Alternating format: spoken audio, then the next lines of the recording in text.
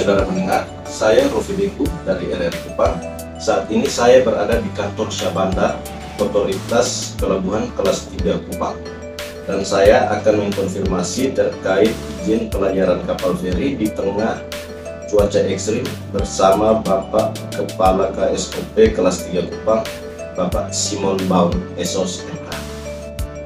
Selamat siang Bapak. Siang. Sekarang saat ini saya mau bertanya, bagaimana KSOP Kupang melakukan pengawasan terhadap kapal feri yang diberikan izin pelayaran di tengah cuaca ekstrim? Baik, terima kasih dari RRI. Hari ini yang pertama saya sedikit mengklarifikasi terkait dengan izin pelayaran untuk kapal penyeberangan. Yang seyogianya izin penyeberangan itu ada di teman-teman BPTD, Balai Transportasi Darat. Tapi terkait dengan pengawasan secara umum ada di Syah Bandar Umum di Pelabuhan Tanah Kupang.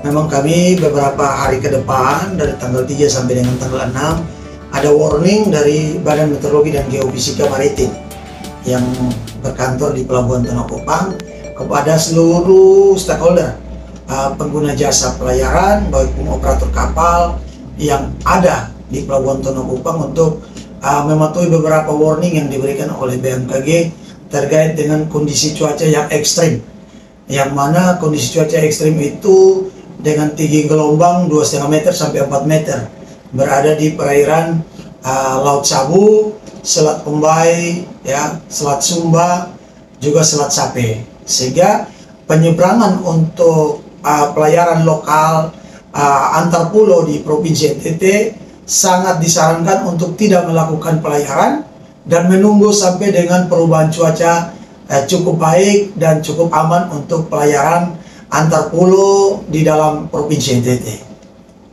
Mungkin Bapak bisa jelaskan jenis-jenis kapal yang bisa berlayar di cuaca ekstrim atau tidak?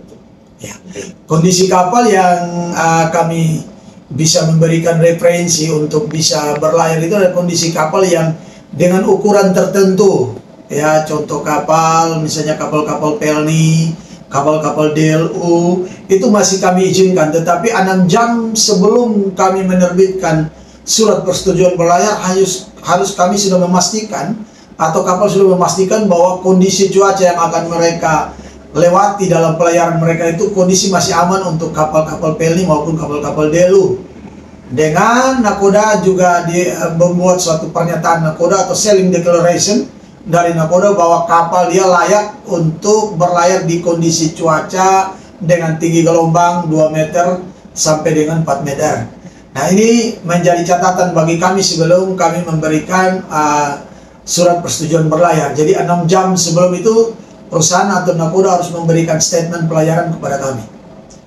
Apakah KSOP Kupang memiliki tim pengawas yang siap untuk melakukan pengawasan dan penindakan jika terjadi pelanggaran?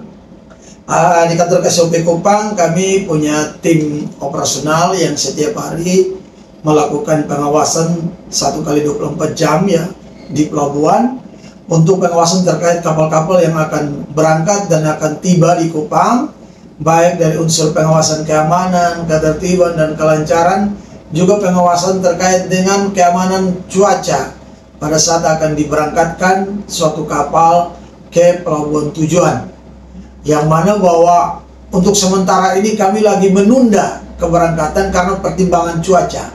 Untuk kapal-kapal HSC, High Speed Trade, ya contoh-contoh kapal cepat, Kupang Rote, Kupang Sabu, dan Kupang Kelabai, yang mana kapal cepat ini sangat berisiko tinggi dengan kondisi tinggi gelombang 2,5 meter sampai 4 meter. Sangat berisiko tinggi, jadi kami menunda keberangkatan sambil menunggu cuaca dari BMKG setelah tanggal 6. Dari kantor KSOP Kupang, saya Rofi Bengku, RRI terus mengudara untuk Indonesia.